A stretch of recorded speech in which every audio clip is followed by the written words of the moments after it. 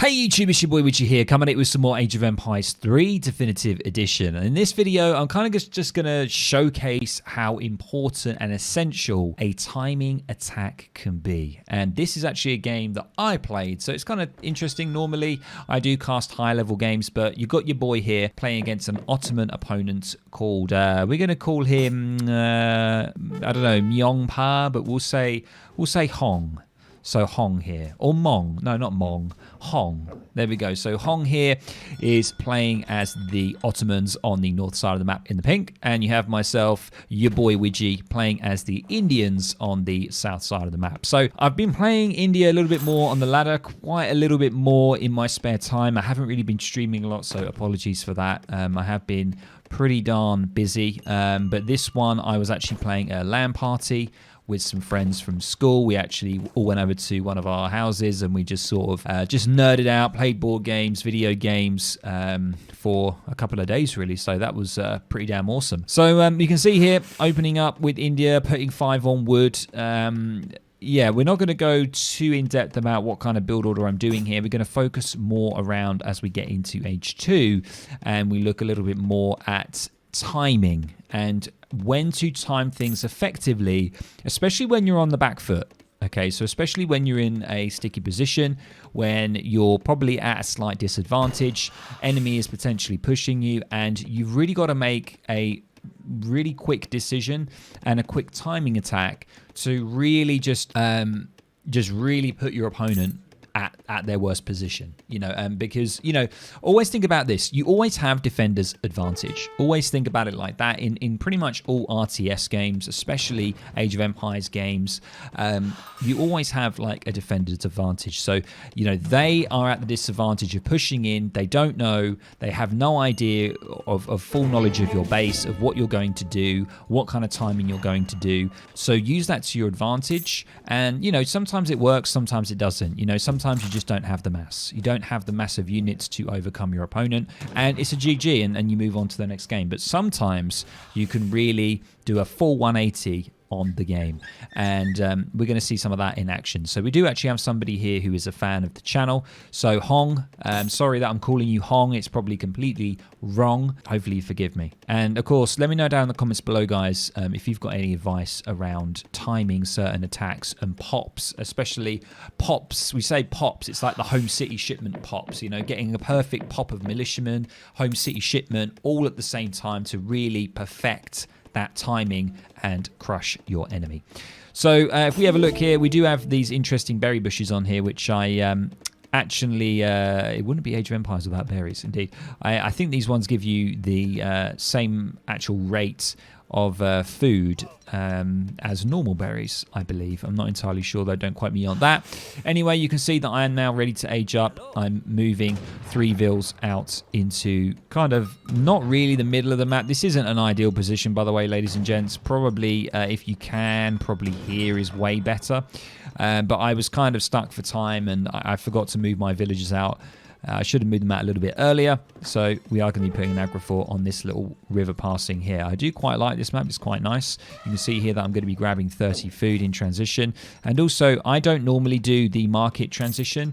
So some people will go for a market in transition, they will get all the market upgrades, and then they will go ahead and ship 700 wood straight off the bat, or they'll maybe ship 5 sepoys and then 700 wood if they want to be a bit aggressive. But I kind of do a kind of Aiken build or a tit build, which is I go for foreign logging over 700 wood. So it means that it's a little bit different. I have more vills going on the aggro, so I age up quicker, because normally people will just put 1 on the aggro, and then there'll be an expectation for all villagers to move over to wood in transition, so you can build your market, you can build your house, and you can get your upgrades. But I do that a little bit different. As we can see, I'm kind of trying to macro here. I've actually got quite a lot of gold, quite a significant amount, but I am macroing for my 5 sepoys the minute this aggro goes down, and I am going to be putting a little bit of pressure because there's a TP. I want to get that down as soon as possible. And we can see Hong here, my opponent is already in Age 2, and he's getting his 700 coins in. So he's going for a standard FF, a standard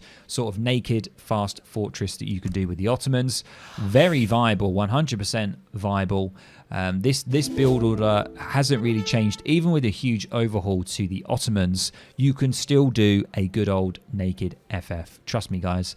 If you're new to the game, you kind of want to just learn one kind of build, pick up the Ottomans and try just doing a naked FF every single time and just see how you get on and just refine it. That's what I would do.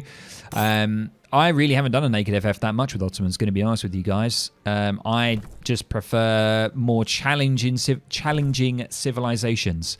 And as you can see, I've got into H2 and I'm going for foreign logging straight away, and I'm going to have my 5 sepoys. I do have a lot of gold here, so probably what I could have done is really not mind that much and just put more vils on wood. That would have maybe enabled me to get the market and some tech. But here we go. We got the 5 sepoys out on the field, sieging the TP here, and just going to try and shut down this scout as best I can. And if we have a look at Hong here, his kind of way of dealing with this is opening up with an artillery foundry, and he is now in H3. He's going for the exiled prince, so he's going for the fast age up, and yeah, he's starting to try and react to that at the moment. You can see here his explorer is going to be trying to grab the 40 food. I think he's going to be okay there with the 40 food, and I'm just continuing to siege the TP. So I have been trying something a little bit different with India. So you see I went foreign logging, then 5 sepoys. I actually switched it to the consulate, which is kind of a standard kind of eco opening for India, going for like either the wood trickle or 700 wood, then going for the consulate, because most of the time you will then build the consulate and go ahead and line it up so that you can immediately ally with the Ottomans and stuff like that. But you can see here I've just put the market down. I'm starting to get more wood than I normally do, and I am going to be now moving out. Market's going to be going down for Hong here, and I'm going to be pushing in with a collection of sepoys here. Going to be 16 sepoys now in total pushing out, and I've got market upgrades behind me as well. Feeling pretty good. I'm going to start sieging the market here, and you can see that Hong here is really heavy on the gold, and he's just got a falconet shipment in now as well. So my suggestion is he's probably going to be thinking about something like Mamelukes, something like that. If I did scout it and I did see this many vils on gold, that's probably what I would think is 100% kind of Mameluke, or what else did he have? The Manchus he's actually got in there. So yeah, we are going to be pushing onto the mosque here. And if we have just a quick look at my vision, this is all the vision that I have at the moment.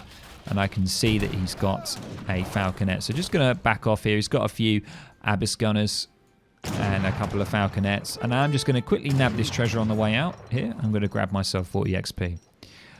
And now I'm deciding to switch into Gurkha. So I kind of reacted there. I saw the Abyss and I thought, you know what? I'm going to need a mixture of Gurkha in here.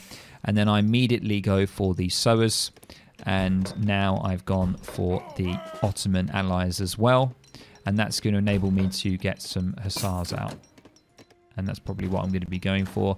And getting another house down. 6 vils on wood. Pretty much 6 or 7 vils on wood for quite a while is pretty good. If you go for foreign logging, if you have 6 or 7 on wood, you will be okay for quite a considerable amount of time, and then you'll start to overchop. So you can see here, me being me, classic Widgie, I'm not really making a villager here like I should be, and look at that, wood is starting to rack up. So it's just something to bear in mind. That's a great sort of key indicator. If you're not making villagers, your wood will start to stack up as India, and that's exactly what's happening for me here. I'm completely ignoring it because I'm trying to go in on this. I mean, I don't know. I think this was a misclick, to be honest. I don't think I actually wanted to engage. I wanted to wait for the cav. But the cav coming a little bit late here. We do have some fusiliers that are actually pretty good against cavalry, and I completely forgot about that, and I do an absolutely awful trade here. This is really embarrassing. Running the cavalry into the fusiliers and not the Abyss gunners. That was probably the worst fight I could have possibly taken. So guys, it happens to everyone, right? It happens to me. I'm nowhere near a high level player, and sometimes you just have a shit day on the game. All right, some days you just have a bad day, and you just take stupid decisions, and you micro badly, you macro badly. It happens to everyone, and this is the situation where you start to get worried. Now, some people might even GG at this point. Trust me, some people, when they have a fight like that, they just GG because they think there's no way I'm going to be able to deal with this. And this is where the whole timing element, how timing an attack is so crucial. Now, look at the position we're in. We do a quick pause here. We have Hong here coming up with quite a substantial amount of Abyss Gunners and some Fusiliers. I've only got a handful of Gurkhas, but I've got a ton of resources getting backed up here. So what's going on? Well, what I'm doing is haven't got enough vills, most likely on gold, because I need to make Gurkhas. I've definitely over-chopped on wood because I'm not creating enough villagers, so that's another downside. I've gone ahead and built myself a second barracks so I can continue with production. And now we've got to think about what we're going to be able to do here to defend this. So let's continue. And we can see the aggro is going to do a good job for us here, and Hong is not going to push in here. I think he could have done, to be fair. His Abyss Gunners don't have a huge amount of siege against buildings, only 15, but he now does have a batch of delis out here now as well. He doesn't actually... I've managed to siege his TP, which is good, so his XP curve has gone down a little bit.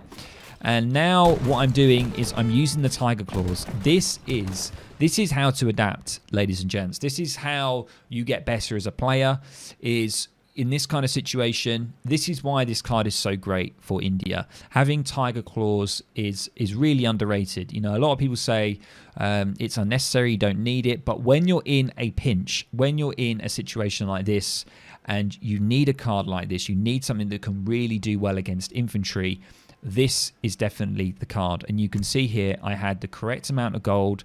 I did sell. I sold quite a bit of my wood. I made a decision. I overchopped. I needed the gold in this instance, so I sold it and immediately got the Tiger Claws. And you can see that I'm still continuing creating military. I've got Gurkhas here. I've got Sepoys, and now I've put down a stables also, because I know that I'm going to need that going forward, most likely for some kind of Mameluke play in the future, and also to clear up any further Abyss Gunners. So you can see here I'm trying to time this. I've got to time this, and look at this. I've got the militiamen. This is something that people forget about when you go with Ottomans as India. So most of the time, you will go Ottoman ally first. And what's so good about the Ottoman ally is it can give you a villager shipment. It can give you 3 hussars, or delis now they're called.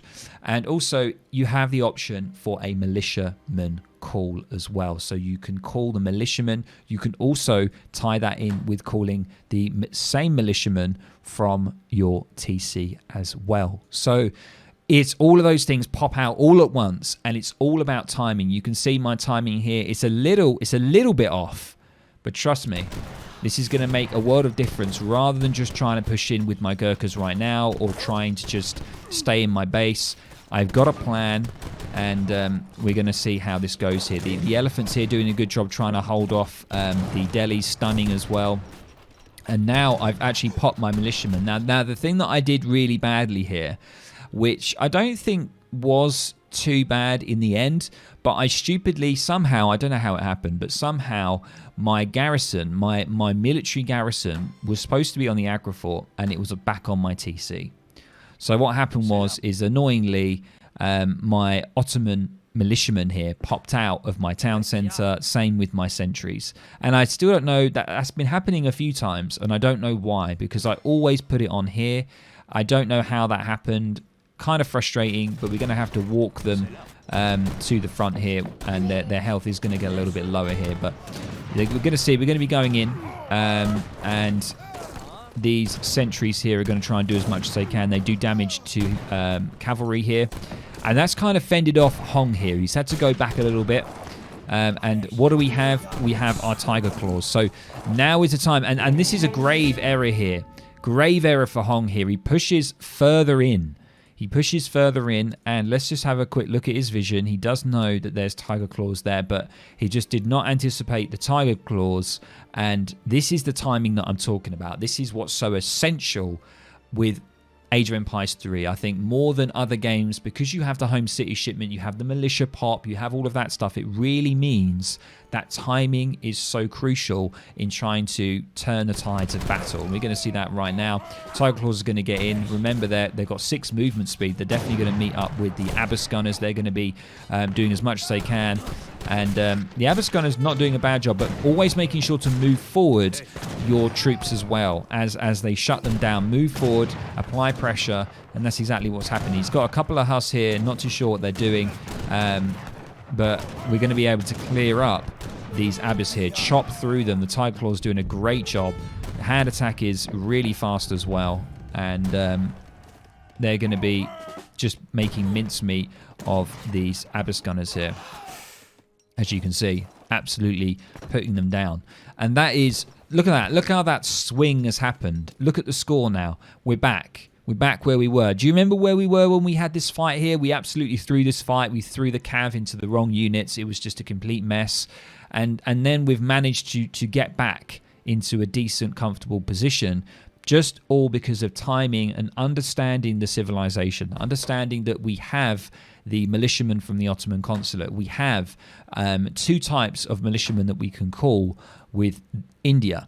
And just timing all that together, and now I'm in more of a comfortable position. I can go ahead and get 700 coin out now as well, and just progress with applying pressure in age 2. There's no need to age up right now. You are India. There is no need. Such a strong age 2, and we have the advantage now. What do we see here? We see scary Spahi, and this is what scared me when I saw it. And I'm so surprised that he did not charge me at this point, because I'm going to be honest, he could clearly wipe all of this out. And immediately I see that, and I've got my stable, and I start making Zams. I start making Zambaraks, and then immediately after that as well, I get Dravidian martial arts, which is really good for your sepoys, and it just increases the damage that you do, a melee attack damage that you do to cavalry and stuff like that. So, you know, it's just, yeah. You know, the Spa, he could have caught up with me there and done a serious amount of damage, and he probably could have won the game potentially. I don't know. He is going to spot my villagers here, and they're unfortunately going to go down. But we now do have some Zams. We're starting to get further sepoys. We've still got some of our militia left. It's something that could potentially, we could do against the Spahis here, but we're going to have to see how it pans out. Somehow I got some of my Gurkhas over here. I don't really know how. And the Abyss Gunners being able to deal with those. So looking pretty good. We've got 31 Vils against his 30. So he does have actually a pretty good eco, not going to lie. I don't know his stats here. I'm collecting food at 0.92. I don't know what he is at the moment. He's collecting at 0.84. So I've got more of eco upgrades behind me. And I'm going for further eco. Professional Hunters and then Imperial Bureaucracy. And yeah, it's something really great with India is really making sure you focus on the upgrades and eco upgrades. If you're going to stay in age 2, you've got to get all your upgrades for your market. And you can see now I'm pushing out with a few Zams, and we're going to see what kind of damage we can do. And he does have some Spahis. This is absolutely brutal, by the way. This I thought was a GG. Spahis here doing splash damage, absolutely. Destroying my Vils. I don't have the HP upgraded. That was a really bad thing. Never underestimate upgrading your HP, and doing some serious damage here, down to 28 Vils. But the Zams here are going to try and do as much as they can, trying to do as much damage. And while I'm doing this, I'm going to try and actually push into the base as well. So I'm really trying to have my opponent on his toes. I'm trying to make him multitask and frazzle his brain a little bit. He's not really microing back his Abyss Gunners here at all, so I'm going to take advantage and move in here with my mass of Gurkhas. And the Zams here are just going to try and chase down the Spahi. I don't know if Hong here is going to try and take my Vils out, or whether he's probably just going to run off there. But hopefully the Zams will try and catch up. And then my Gurkhas pushing in here, doing a fantastic job, clearing up the main army. And that is pretty much it in a nutshell, guys. I don't really want to go through, you know, everything on this game. I am going to speed it up a little bit so you can see what's going on. But basically, the rest of the game here is just me just clearing up the buildings and just slowly destroying everything. Because you can see there's a rebuild of a town centre, an artillery foundry. And yeah, it's pretty much me just massing more troops and destroying the buildings. So that is pretty much it, guys. I just wanted to leave it there. I did obviously get the dub there. So Hong, if you're watching, apologies for calling you Hong. It's probably not how you pronounce your name. Thank you very much for your kind words. And it was a great game. And definitely things from both sides that we could learn. I think that first fight for me was terrible. I think still with villager creation, I'm bad with that. Could have invested more into my villagers, backing up wood. And but a good timing attack, solid one, and hopefully you guys have learned something around, you know, just reevaluating, taking a deep breath. If you've taken a bad fight, reevaluate, and if your opponent pushes in early on in the game, just try and time everything the best you can to get the most the most effect that you possibly can when trying to defend your base. So I hope you guys enjoyed this, kind of a different kind of video, especially that it's me playing. I don't normally cast my games, but I hope you guys enjoy this. Let me know down, I can't even talk today, guys. Let me know down in the comments below what you think, and hopefully this has been helpful, useful, interesting, all that good stuff. I'll catch you in the next video or the next stream. So I'll catch you later, guys. Bye.